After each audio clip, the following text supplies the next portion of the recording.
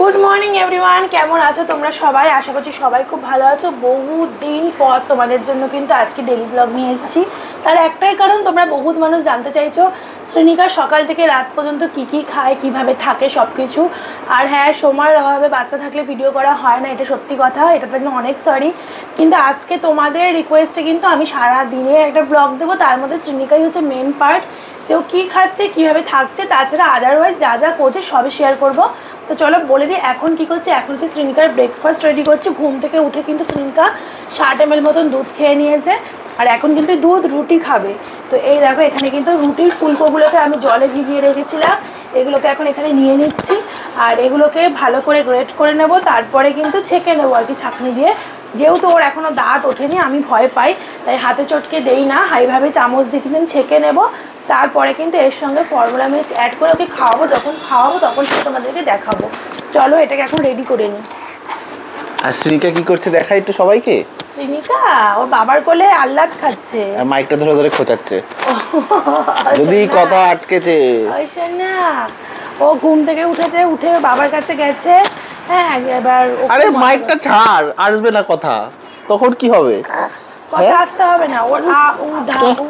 মামা একটু আয় আয় বলো, একটু আয় বলো, সবাইকে আয় আয় করে দাও। আয় আয়। শ্রেণিকা কিন্তু টুকটুক করে অনেকেই কথা বলতে পারে, তো এখন বলছে না। ক্যামেরা দেখলে এবারে সবাই যেমন একটু ভয় পেয়ে যায়, শ্রেণিকাও একটু ভয় পেয়ে যায়। ক্যামেরার বাইরে কিন্তু অনেক কিছু অ্যাক্টিভিটি করে, ইচ্ছা আছে আজকে সেগুলোকে ক্যামেরাবন্দি করার। যদি ও করতে দেয় তো অবশ্যই সেটা ক্যামেরাবন্দি করা হবে। ওই যে দেখো, একটু ঘুরিয়ে দেখাও কি করছে, দেখো নেমে গেছে নিচের দিকে, আস্তে আস্তে নামছে।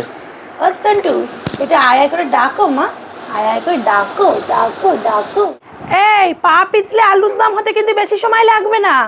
আবার হাসছে, দেখো তুমি যে ওখানে গেছো দুষ্টু করতে। এই দেখো দেখো দেখো, হ্যাঁ দুষ্টু, এখানে তুমি দুষ্টু করতে চলে এসছো। হ্যাঁ, পা পিছলে আলুর দম হতে কি বেশিক্ষণ লাগবে? দেখো এখানে এসছে কেন জানো?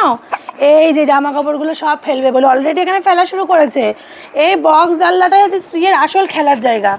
এই সমস্ত খেলনা দিয়ে কিন্তু ম্যাডাম খেলেন না। জামা কাপড় সব ছড়িয়ে বসে থাকবে, হাতের সামনে বাটি পেলে সেগুলোকে খাবে, এটাই হচ্ছে ওর আসল খেলা। দুষ্টু, আজকে হাতে নাতে তোমায় ধরেছি আমি, সবাইকে দেখিয়ে দিলাম তুমি কি দুষ্টুটা করো। এখন কি করবে বলো? এখন কি হবে? এখন কি করবে বলো? বলো এখন কোন দিকে যাবে? দেখো দেখো, শ্রী এখনই হা করবে। শ্রী হা করো। বাবা গুড গার্ল। এটা প্রথম 4-5 চামচ অব্দি, এই যে শেষ, 4-5 চামচ অব্দিও গেল না, 2 চামচ। আর একবার, হ্যাঁ ওই যে আংটিটা খেয়ে নিল। হা করো শ্রী। তো এইভাবেই মোটামুটি ঘন্টা 1.5 ধরে ওকে দুধ রুটিটা খাওয়ানো হবে। তো আমি কিন্তু মেয়েকে প্রায় প্রতিদিনই দুধ আর রুটি খাওয়াই, এক এক দিন ডালিয়া, কখনো সুজিটা খুবই রেয়ার, কখনো সেটা মানে মাসে 1 দিন হতে পারে, তার বেশি না। এরকমভাবেই খাওয়ানো হয়। আর তোমরা যারা মায়েরা আমার ভিডিওটা দেখছো, তোমরা কমেন্ট করে জানাও যে তোমরা সকালবেলায় কী ব্রেকফাস্টে দাও বাচ্চাদেরকে, তো আমারও তাহলে উপকার হবে কি দাও জানতে পারলে। সারপ্রাইজ! দেখো আমরা এখন কোথায় বসে আছি, আমাদেরই বাড়ির ব্যালকনিতে বসে আছি। সামনে হচ্ছে বৃষ্টি, উল্টো দিকে মা গঙ্গা, আর সাথে হচ্ছে দুজনের ডালিয়া। তো ভেবো না আমি একা এতটা খেয়ে নেবো, আমরা দুজনে মিলে কিন্তু খাবো। আর মানে দারুণ ওয়েদার, মানে যখন ঘরটা এই ব্যালকনিটা করছিলাম তখন ভেবেছিলাম যে আমরা চা বা কোনো টুকটাক খাওয়ার দাওয়ার বৃষ্টি হলে এখানটায় বসে খাবো, কিন্তু এখন খুব একটা বসা যায় না, ছাট আসে বৃষ্টির। বাট এখন অসাম লাগছে, অসাম। তোমার ভালো লাগছে? দারুণ লাগছে। রাস্তা দিয়ে গাড়ি যাচ্ছে, মানে একটা মানে মন ভালো করা একটা আলাদাই ব্যাপার। বাইরে কি বৃষ্টি হচ্ছে আজকে, দেখো সকাল থেকে প্রচুর বৃষ্টি। টাকা দিয়ে ওই অনুভূতিটা পাওয়া যাবে। হ্যাঁ, আমাদের বাড়ির সামনে মা গঙ্গা, দেখে বুঝতে পারছো, নিশ্চয়ই দেখতে পাচ্ছ কত ভালো রাস্তা, গাড়ি যাচ্ছে। উফ, আর সব থেকে বেশি ভালো লাগছে এখন কেন বলছি, কেউ সব রঙিন রঙিন রেনকোট পরা, রঙিন রঙিন ছাতা নেওয়া, আবার গাড়িগুলো সেই রঙিন রঙিন তিরপল দিয়ে ঢাকা, আর এই যে এত সুন্দর হাওয়া দিচ্ছে, উফ, সে মনে হচ্ছে কি সে গ্রাম বাংলার কোনো মানে সিনারি। এত সুন্দর লাগছে রাস্তাটা দেখতে, হেভি লাগছে, হেভি দুর্দান্ত লাগছে। তো এখন খাবো হচ্ছে ডালিয়া, তারপরে আবার ঘি দেওয়া, ডালিয়া খিচুড়ি, তার মধ্যে হচ্ছে দারুণ ঘি দেওয়া রয়েছে। তো চলো খাওয়া যাক, শুরু করা যাক। খাই, কিন্তু খুব গরম। অসাম, ঘিটার জন্য আরো বেশি দারুণ হয়েছে, দারুণ। তোমরা আর কি কি ব্রেকফাস্ট করছো জানিও আমাকে। দেখো এখন হচ্ছে বৃষ্টি, কিন্তু তাও আমাদেরকে কাছাকাছি করতেই হয়। বাড়িতে বাচ্চা থাকলে তো অনেক কাছাকাছি থাকে, কিন্তু এগুলো পুরো পাক্কা 3 দিন ধরে তারপর শুকাবে। বুঝতে পারছো কত খারাপ পরিস্থিতি। এই বর্ষা যেমন ভালো লাগে সেরকম তার খারাপ দিকও রয়েছে, জামা কাপড় শুকায় না, গন্ধ হয়ে যায়। আর আমাদের কিছু করার নেই, ব্যালকনি জুড়েই মেলতে হয়, কারণ আমাদের ছাদে যাওয়ারও সেরকম পরিস্থিতি নেই, আর ঘরে উঠোনও নেই যে কোথাও তার টাঙিয়ে মেলা যাবে।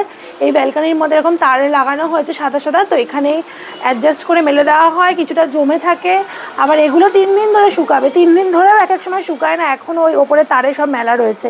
মানে আমাদের মতন পরিস্থিতি কাদের অবশ্যই কমেন্ট করে জানিও। মানে খুবই একটা খারাপ পরিস্থিতি, বর্ষায় এই জামা কাপড় শুকানোটা একটা মানে ভীষণ বড় হেডেক হয়ে যায়।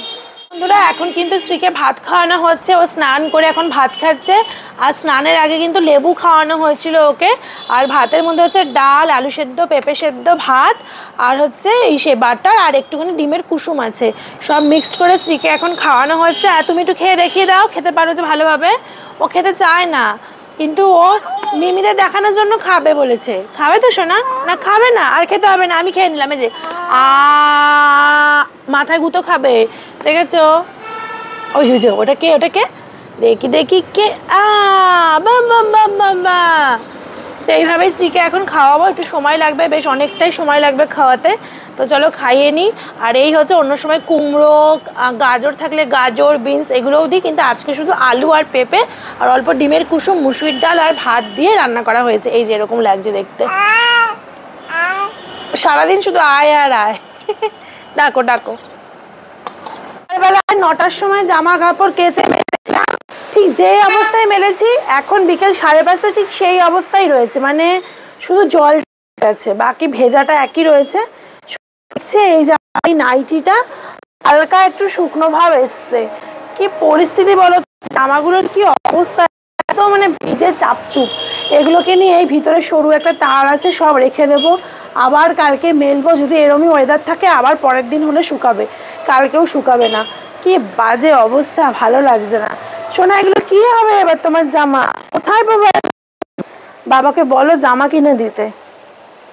এত জামা কেচে দিয়েছি, ঘরে আর কটা জামা আছে, কত জামা পরাবো? হ্যাঁ যা, বলছে যা। তাহলে ওর জন্য একটা জামা কিনতে হবে, তাই না? বৃষ্টি হচ্ছে তো, জামা লাগবে মা। তা এরকম অবস্থা বোঝো কিরকম লাগে। আর ভাল লাগছে না এত বৃষ্টি, সত্যি কথা বলতে। ওই সকালে খিচুড়ি খাওয়ার সময় ভালো লাগছিল, এখন আর ভালো লাগছে না।